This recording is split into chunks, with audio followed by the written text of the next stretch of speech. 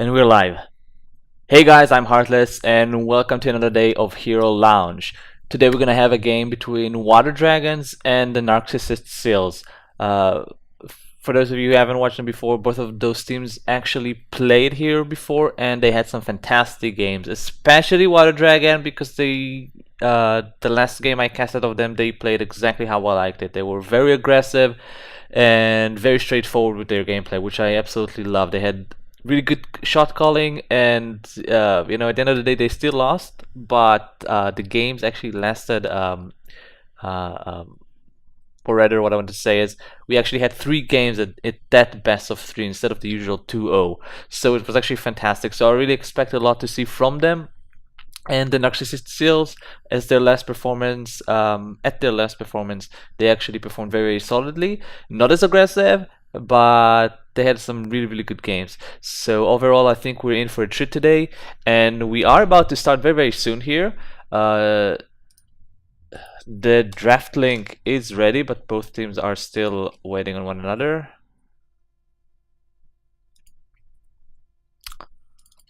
All right. So the draft is about to happen right now, actually. So we'll move to it right away. So yeah, so the first map we're gonna have today is gonna be Inferno Shrine. For the record, the maps that were banned were Garden of Terror, Blackheart's Bay. Not a big surprise right there. And as far as pick goes, we're gonna have Inferno Shrine as seen as our first map. Cursed Hollow and Battlefield of Eternity as well. So Inferno Shrine, this is one of those maps that's working really well with Zul, Sylvanas, Kerrigan, as well as the Johanna Asmodan composition. Although the Asmodan Johanna composition is a bit more of a niche pick, we have seen it actually a few times already in Hero Lounge, but it's not something that I would expect to see pretty much at all, ever, right? If it does happen, which again happened already a few times, it's always a big surprise and it's always fun to watch. So yeah, we already immediately see that we're gonna have a quick Sylvanas ban here, followed by the Falstad. Both very, very, very solid bans here. I love it, and an immediate pick of Kerrigan. So as mentioned, or I think I mentioned it, Sylvanas, Zul, Kerrigan are like my top 3 picks here, and I absolutely love the fact that we already have a ban on Sylvanas and a pick on the Kerrigan. Zul still open, still a very strong pick. Wouldn't be surprised if Water Dragon snags him right away. But we will see how they decide to proceed here. They do have their 2 picks right now, and pretty much everything goes at the moment, right? They are gonna snag the Zul, which is a good decision, I think. And we'll see how they proceed. They need to be careful of the Kerrigan. They need to still decide how they want to deal with her. And one of the better ways of dealing with Kerrigan nowadays is to go with a double tank. So you have a very strong frontliner, not very squishy. And if she combos them, they should still be relatively safe. So we'll see how they gonna choose to counter her or respond to her. So they're gonna go with an ATC. So already have one tank, one very, very, very strong tank, arguably the strongest tank in the game at the moment, and one of the heroes that I absolutely love. However, they did go and pick him pretty early, which opens up the route for the Narcissist Seals to actually counterplay him. So we will see how they respond to the ETC. They definitely have to. He's one of those heroes that can definitely change the game, especially late game. If you get an amazing Mosh, you can just turn the entire game around. Like, you could be losing all game long and then get godlike Mosh, and all of a sudden, bam, you're back in business. You're even in the lead. So definitely requires a response. So Narcissist is still gonna go and secure their KT again. I mentioned this before. KT has gone through some changes in the recent Uriel patch, and I haven't actually got to play with him. He did get his gravity crush removed, which is 25% less damage during gravity lapse, as well as Sun King Fury's change. Actually, it wasn't removed. It wasn't actually removed. It was changed completely. Okay, and overall, it's not as powerful, or He didn't feel to me as powerful as it used to be. So you don't get any more the bonus damage on auto attacks. What you do get, if I remember correctly, is the extra damage on the secondary living bomb, if I remember correctly. But anyway, So Narcissist is still gonna secure the Rhaegar, so they're gonna go with the safe support pick here. And Water Dragon are gonna proceed with the Johanna ban, followed by Uther ban from the Narcissist Seal, which I love. You don't want to deal with the Uther ETC combo, so very solid ban by them. Johanna ban, not sure what it was for. Like, I don't think a ban on a tank at the moment is high priority. I don't think so, especially considering that. Okay, cool, you got the Johanna, but Muradin is extremely solid tank as well, and arguably overall better. But as it is, I guess they are fearing the interrupts on the Mosh there, so they kind of secured the Johanna ban there. I guess I really don't know. Water Dragons are gonna proceed with going with the Jaina pick here, which is fine.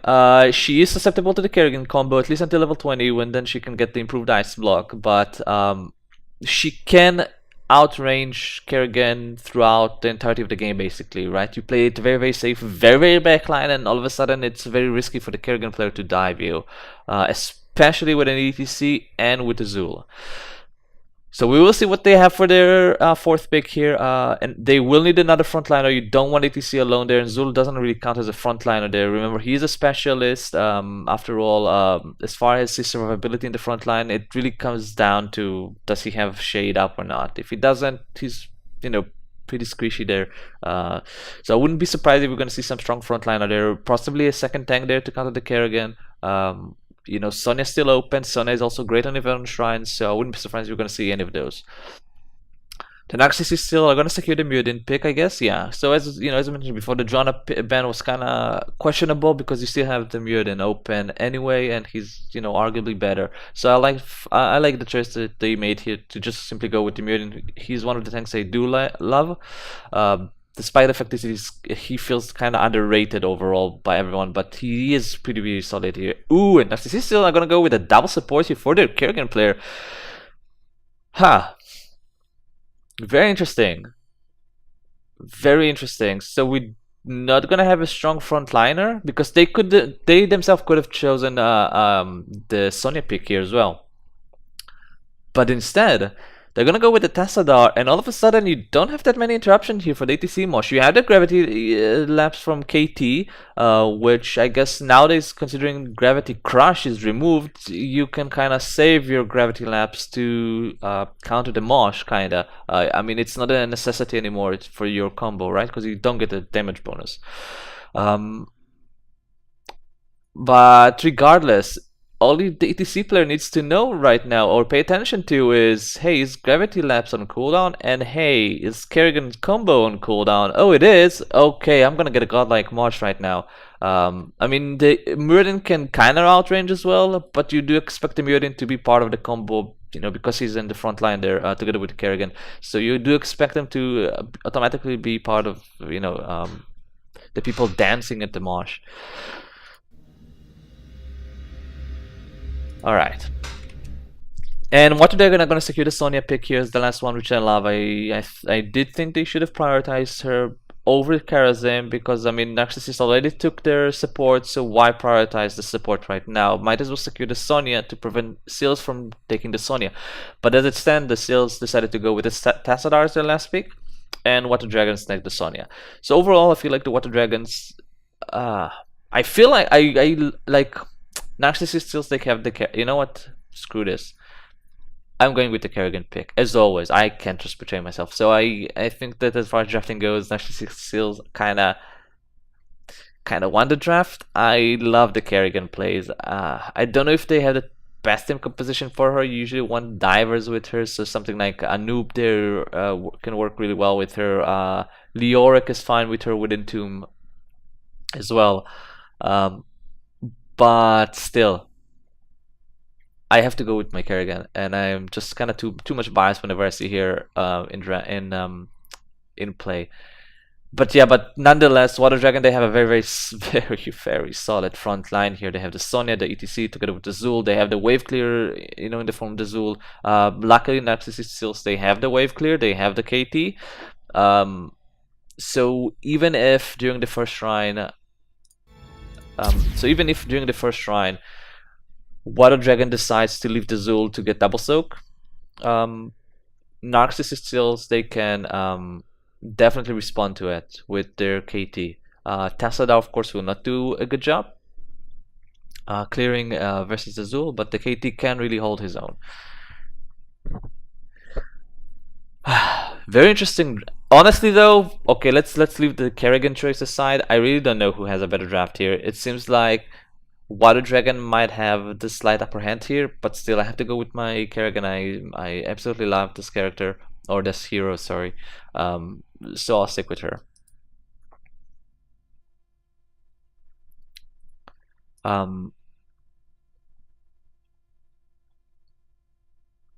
So yeah, we will need to see how it actually works out for them. Water Dragon, they have really good shrine control. They have the Sonya, but Narcissist still have the Kerrigan. So we will need to see how Kerrigan actually builds herself. If you're gonna go with the Ravage build, which is not as popular as it used to be. It's still very strong. It's not as popular. Then all of a sudden, Narcissist still is gonna have a very strong shrine control as well, right? She can just ravage, get the resets, just jump all around, get easy skeletons, build up her shield, which is probably the most important part out of it, right? She gets the quick skeleton kills and get the shield up, which is why she's so strong here. And Sonya, on the other hand, she easily gets the skeleton kills plus the sustain from it. So you know, both of them just provide so much control over the shrine there. But I have to say, very solid draft from both teams. So yeah. Anyway, so we have 2 players left the lobby. What? Just a second, guys. We actually had 10 players ready, and for some reason 2 players left the lobby. So let me just see what's going on.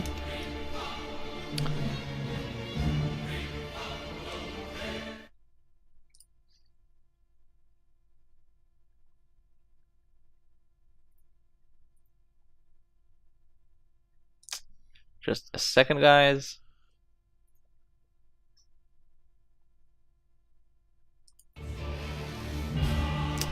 They were bugged. They couldn't press. Okay, so we had some small delay here. Some of the players couldn't click the ready button, so we are gonna get the lobby filled up again. Yeah. So those stuff do happen. So we need to see how it actually works. I just want to point out again on the KT issue here.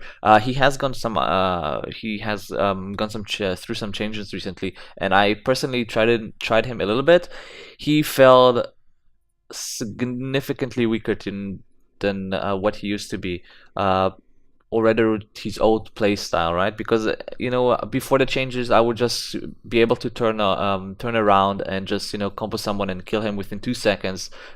Pretty much doesn't matter who you are as long as you're a fairly squishy character. But nowadays, all of a sudden, with the change to the Sun King's Fury, you don't get the bonus from the auto attacks, the removal of Gravity Crash. All of a sudden, you can just simply combo someone to death, and that means that KT has become a lot more of a poke hero, right? You either go with the Living Bomb build, from what I gathered. You either go for the Living Bomb build or you gotta go with the Flame Strike build. Both of them just feel so underwhelming. You just, you know, play a very poke heavy style.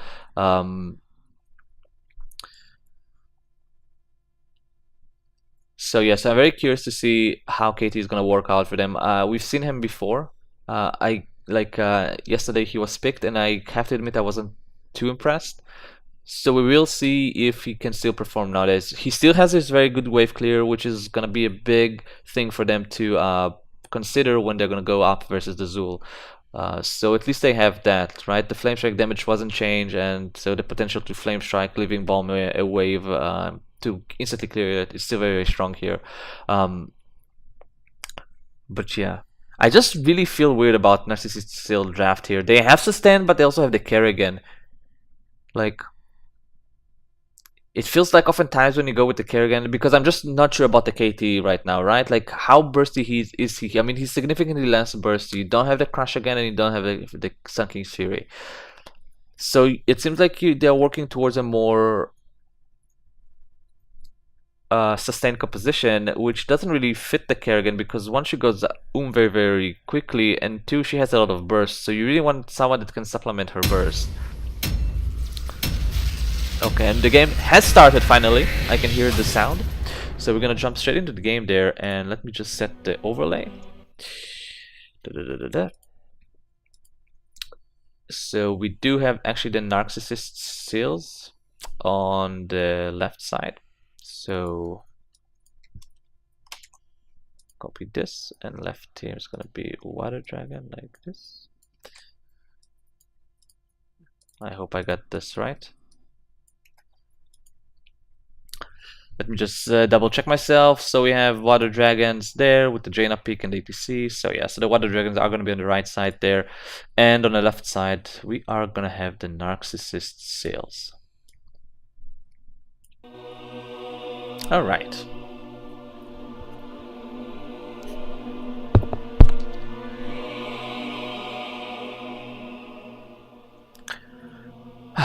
Another thing to consider, by the way, guys, it's on the side of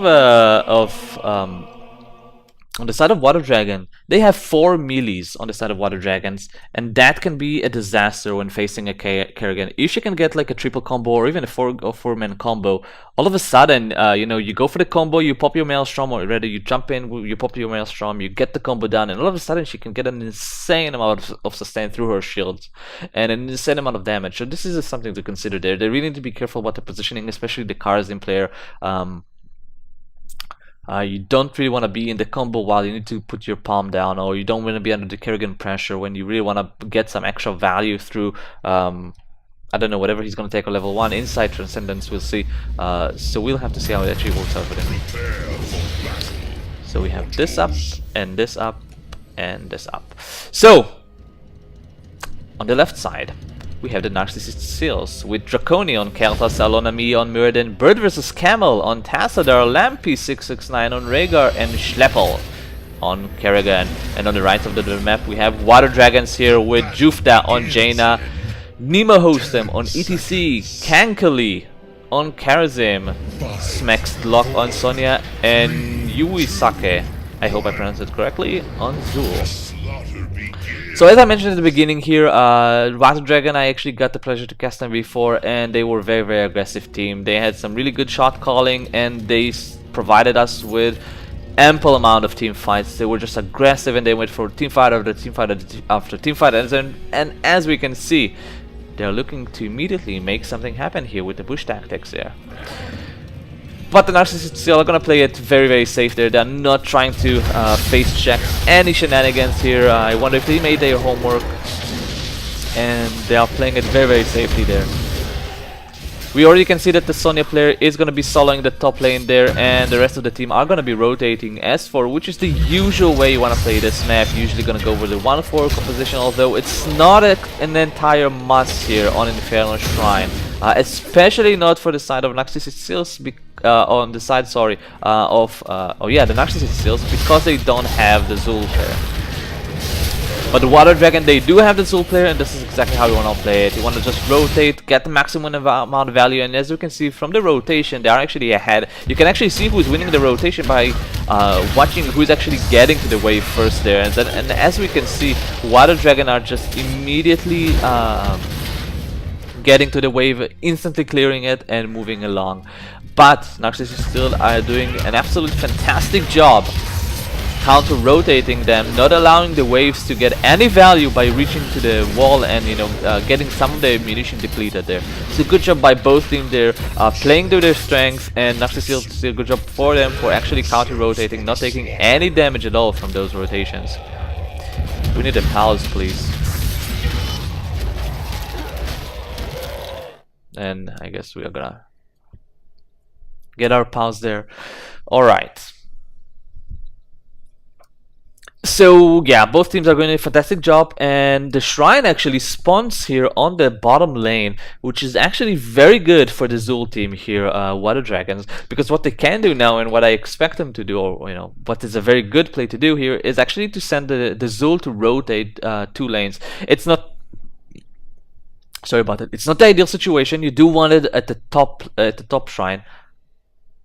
200 MS ping. Okay, so what you want to do here with this, what you want to do with the Zul player is actually when the shrine spawns either at the bottom there or the top here, in essence. In other words, far away from other lanes, is what you want to do is you send your Zul players to soak one lane and then rotate and soak another. Because of his ability to actually clear the wave super fast, you can get a ton of value by just rotating between one lane and another and just clearing back and forth, back and forth, back and forth, and getting a ton of value during that. It will usually require a response from the other team, because once he does that, even if your team that's against the Zul manages to secure the shrine, the amount of value that Zul gets by clearing so many waves, by pushing the lanes, by getting the ammunition depleted, is just significantly higher than the amount of damage you can get from the first Punisher.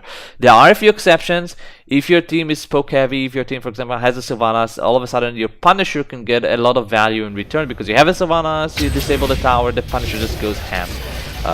But we don't have a Sylvanas in this game, and the amount of poke that you have on the side of Narcissist still is very limited. Basically, essentially falls down to KT alone. So we will see how they choose to actually respond to this first shrine, and it seems like they are ignoring it, which I love, but they still need to be 4 players on it. They want to stall as much as possible, allow Zul to solo clear the lanes, and act as 4 and actually delay as much as possible the shrine here. And I'm really surprised they're not doing this. They are still on rotation here for some reason, and S5 men on the layer. And I don't feel, and this is not how you should be doing it. What you wanna do is you wanna just rotate with the Zul alone and be in a 4 versus 5 situation where you just stall the game. But instead, they're actually not gonna send the Zul here. Ooh, and a nice bone prison here on the Rega, gonna secure the kill on him. The double combo here from the Kerrigan, but I don't know if it's enough there. The Muradin is dropping very low there. Do we have a power slide here from the ETC? No, we don't have a power slide from the ETC, so they won't be able to secure the kill on the Muradin. But really good job on them, collapsing on the Rega. They're catching it and came with the bone prison, kind of securing the kill. But they were very ooh, and the combo here on the Sonya, and she will just barely manage to escape. The Zul is also dropping very low. There's Kerrigan is kind of healthy through her shields there, together with the Tassadar shields actually. And it seems like that despite everything, despite the fact that they got the Rhaegar kill, they won't be able to secure the Punisher. They were just ever so slightly too late with their rotation. But again, I do feel like they could have easily left the Zul there, especially considering you have a camp at the top there, pushing, getting extra value there. This one, you could have just gotten so much more value together with the Zul player, and they could have just stalled there with a 4 player on the shrine. But as it stands, they decided to kind of get the value of extra clearing with the Zul quickly, get the value of the Shaman camp in expense of the Punisher, which is fine. At the end of the day, both teams got equal amount of value, as we can see from the XP. Both of them are so equal. The top Shaman camp actually did a lot of work, taking down the front wall here together with the healing well, and the Punisher did almost the same. Took the front wall. The healing well is still up and ready here, and otherwise no damage done. So far we have a very close game here by both teams here. The Water Dragons are ever so slightly in XP actually at the moment, but they did manage, and this is a big deal, to take the healing well at the top lane here, which means that if the next shrine is gonna spawn here at the top, all of a sudden Narcissist still won't have a well they can tap on. And this is something to keep in mind here, and something that, you know, if Water Dragon have the foresight for it, it's something they should keep in mind as well, that their opponents don't have tap up. Or tap available, rather. So both teams are doing a fantastic job so far, soaking the lanes here. We have level 7 for both of them. We're gonna see Sunking Fury here for the KT, so it seems like he's gonna go for more of the Leaving Bomb poke style here, which makes a lot of sense. You do have a lot of melee. Actually, you know what? It's something I've been contemplating about lately. What makes more sense versus melee heavy composition? Do you go for the Flame Strike build? Do you go for the Leaving Bomb? Because actually both of them has merit. You do go, if you go with the Flame Strike build, you can go with the Flesh Burn and get extra value because players are just stacked up. So the chance for the Flesh Burn to proc is that much higher. But Living Bomb as well, you know, because players are stacked up, allows you to actually put a lot of pressure on the front line and forcing them to split unless they want to get extra damage from the Living Bomb. Ooh, and we do have here a small skirmish here. Nice power slide by ADC, isolating the Kerrigan, ensuring the kill on her. And it doesn't seem like there's going to be any follow-up here. Both teams got a lot of damage from this small skirmish, but at the end of the day they managed to secure the Kerrigan kill there. So Water Dragon not gonna waste any time and immediately gonna pop the shrine there. So yeah, very close game here by both teams. We can see that so far we had only 2 kills here from the side of Water Dragon, despite the fact that it has been 6 minutes. So both teams trying to play very aggressively, despite the fact that we have ETC on the one side, which is a very aggressive hero, and we have a Kerrigan on the other side. But the Narcissists are gonna look to make something happen here. They need to really respond to this. Water Dragon has collected already 32 skeletons out of 40, so they can't just play passively. Their Kerrigan player is trying to steal up the low hit point skeleton, but it shouldn't be enough. So the second Punisher here is gonna go to Water Dragon there. Nice stop by them, getting the Kerrigan kill and immediately going to the shrine, not losing any time there. So we have here the second Punisher just doing Punisher things, and both teams are very close to level 10. We can already see that the top lane Kerrigan was soaking extra lane there. Zul is going to the bottom lane to soak as well, but the Water Dragons are ahead in experience due to the kill they managed to get on the Kerrigan there, and thanks to the Zul soaking. We think they do have their level heroics. Ooh, and a nice 7-sided strike there on the Muradin, and ensuring the kill on him. Good job by Water Dragon, going immediately there for the insta Muradin kill. So yeah, so we do have a 7-sided strike here from the Karazim. No palm in this game, which means that the Jaina player needs to be very careful with her position. There's no palm to save her if she ever gets combat with the Kerrigan. We do see the rotation here on the Kerrigan, and it seems like they will be able to isolate her and get the kill on her. And yeah, 4-man, 5-man collapse here on the Kerrigan will ensure her quick demise. So good job here by Water Dragon again. They're playing very aggressive, as I remember them. Instantly collapsing on the Kerrigan player. They determined that, hey, the Kerrigan player was a bit here out of position, too aggressive there. We can definitely isolate them, and good job by them. So we do have level 10 here reached by both teams right now. We have Ring of Frost here by the Jaina player. We do have Mosh Pit by the ETC 7-sided by the Karazin, as we've seen already. Leap, surprisingly enough, from the Sonya, and Skeleton Mages from the Zul. On the other side here, on the side of Narcissist still, we have Phoenix on KT, Avatar on the Muradin, Force Wall on the Tassadon, Ancestral Healing from the Rhaegar, and Maelstrom on the Kerrigan player. So a little bit surprising here going with the Leap, considering that there is a pretty strong frontliner on the side of Narcissist that you can actually go ham on with Breath of the Berserker. I mean, the Muradin, Kerrigan, together with the Rhaegar, which will oftentimes be in the front line, although not a must, is all of them are really legit target, or really good targets to go ham on with Breath of the Berserker. But as it stands, they're gonna go with the Leap, which will open them with the option to actually go immediately on the back line, which is KT in our case. So we will see if they can actually get some Leap into power. Ooh, and the Tassadar Dimensional shift to the wrong place, gonna get power. Gonna get, sorry, Bone Prism into 7-sided will completely destroy him.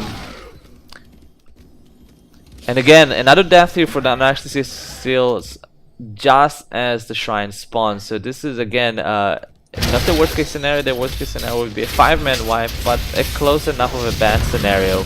And this should be possibly another Punisher here for the Narcissist steals, and actually it will be, considering they do have the level 13 up and ready. They are a talent ahead, and that really means that the Narcissist steals should not be looking to contest this temple, or shrine rather.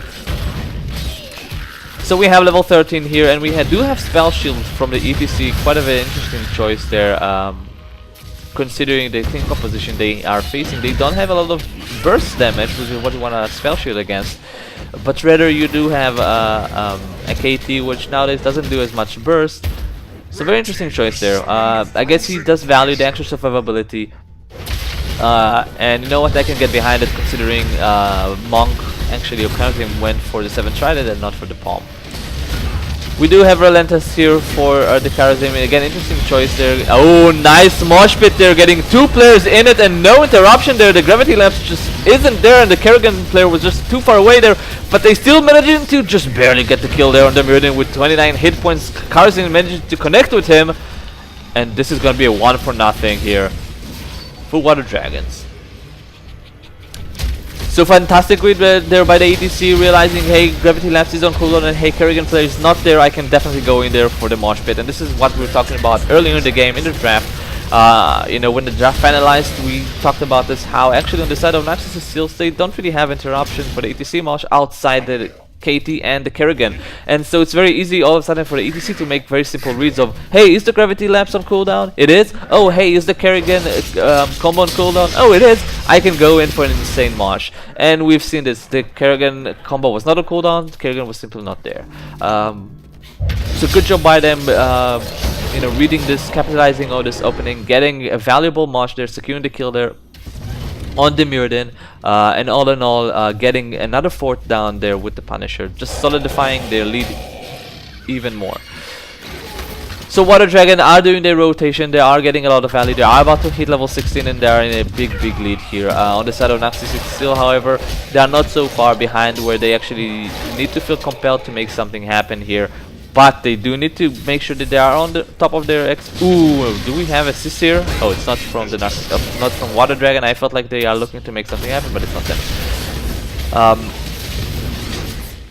They are rotating aggressively, and this is what I was talking about. This is what I was talking about. They still don't have their level 16, but they are still gonna go here for the fight here. Nice power slide by the ATC. Gonna drop down the regular player immediately. The Ancestral is able to connect, but I don't think it's gonna matter there. They are taking so much damage there. The Kerrigan is slow.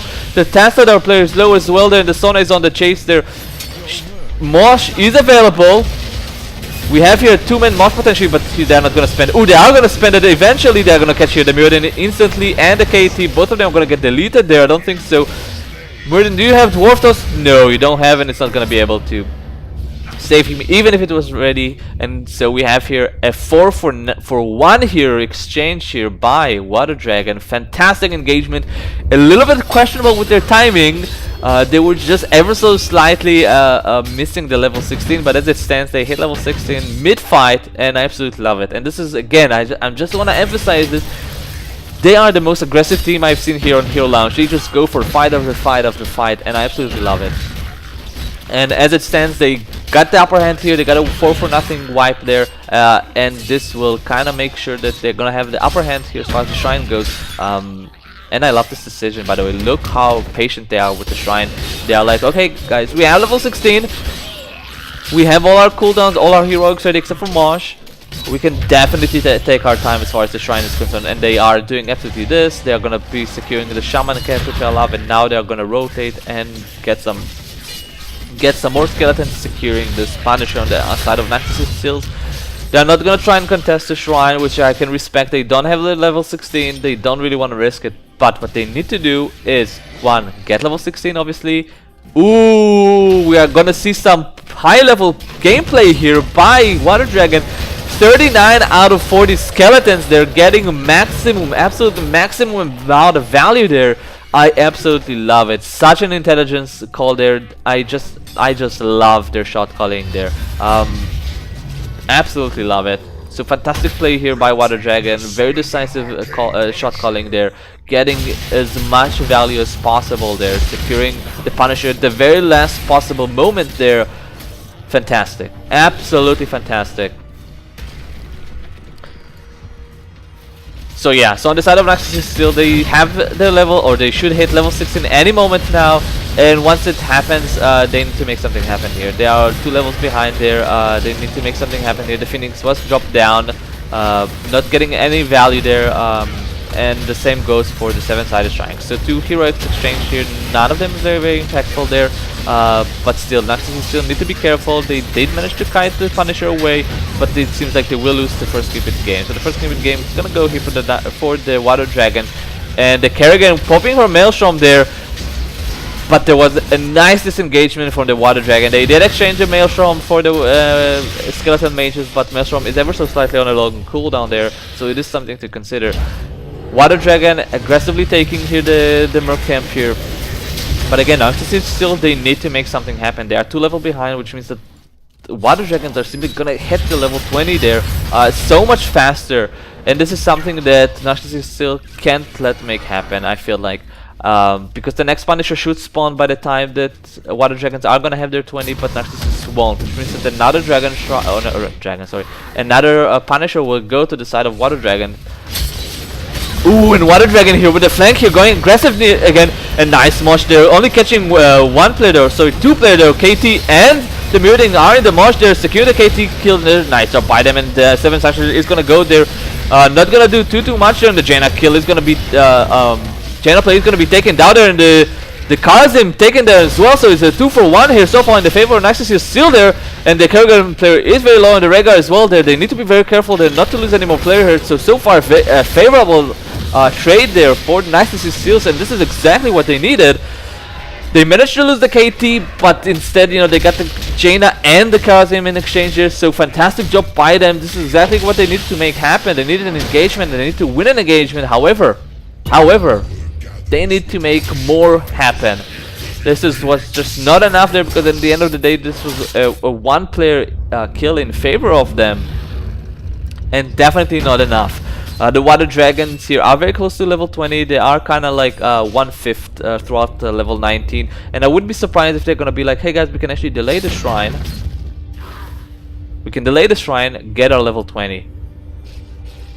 But instead, it seems like they're going to go for another ambush here.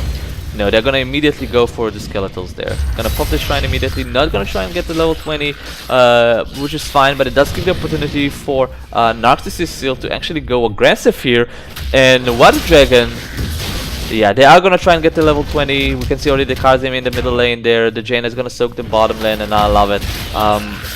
But I feel like they should have done that a lot sooner. Because now they waited here for a long time at the top lane there. They even started the shrine, and after this they went to soak the lanes, which is just not how you should be doing it. You just gave way too much time for the Narcissist Seal to get here the soak they needed. And as we can see, there are already 31 skeletons here into the shrine there. Nice right there with the leap from the Sonya there, and Mosh is up and ready. Can we get the sick Mosh here? He's looking for the Mosh to the ETC there. He's trying to zone them out, but there's so much damage here taken by the Sonya player. They don't have the palm, remember that?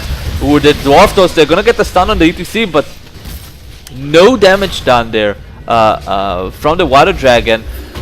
So good job by the Narcissist Seal. Actually, this kind of blunder there on the side of Water Dragon, not immediately going for the soak, instead starting the shrine, waiting a bit, going to the soak, going back again to the shrine there, kind of cost them the shrine there, allowing Narcissist Seal to not only get a lot of skeletons, but afterwards allowing them to fight on even talents. So not much value getting here by this Punisher. The Narcissist Seals, they are realizing, hey guys, Water Dragons are about to hit level 20, let's not risk it. And I love this decision. They have the patience to just back away and get the level 20 themselves. They need to be very careful here. They need to be aware that Water Dragons are playing aggressive here. They might get the rotation here, and they need to back off. They need to back off from here. They don't want to fight. This is the 4 versus 5 here. Ooh, and a nice two-man Mosh here, but it does get cancelled by the Kerrigan there. And the leap on the KT is just gonna delete him. So this is a 3-for-0 engagement so far. Wow, I am so surprised the Narcissist Seal just stay there and hang there. I mean, they saw the rotation coming to them, and instead they decided, hey guys, we're still gonna stick around here, try to get the Shaman Cap, which by the way they didn't get at the end anyway. And I love this decision by Water Dragon. They're like, hey, we only have the Kerrigan to defend, only the Tassadar there. This is going to be a core for us, definitely. And the Kerrigan player is going to fall. The Tassadar is super low there. And game number 1, a fantastic game number 1 here. It's going to go to Water Dragon in a very aggressive manner. Wow, absolutely fantastic. I just love casting now. Nice try there by the Narcissist Seals here at the end, kind of almost getting a comeback. They managed to win a team fight there in the end, not in a spectacular fashion. They got the 2-for-1 exchange, still a win for them. Then they got the win on the shrine, which was absolutely fantastic. But still, that decision on the Shaman camp, it was just... You saw the rotation. You had the foresight to have the Muradin positioned in a way to scout for your team. The Muradin scouted the rotation, and still the Kerrigan player and the KT player just stood on the shrine there, on the camp, on the Shaman camp, trying to get it. But 5 versus 4 is just too much, especially when the 5-player team, they have the Storm talents. So well played by both teams. We're gonna go to a 2-minute break, guys. Stay tuned, and we'll be right back with game number 2 between Water Dragon and the Narcissist Seal.